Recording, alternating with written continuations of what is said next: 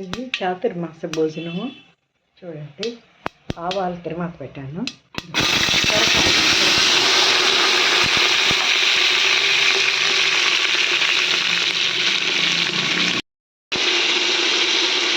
పొడి, పచ్చి పొడి.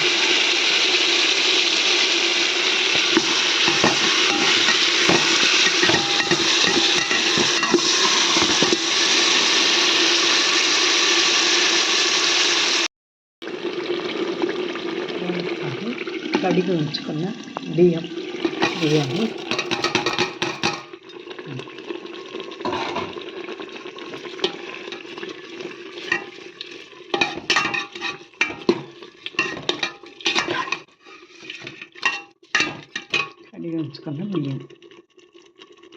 ఇది చాతుర్మాస ప్రసాదం.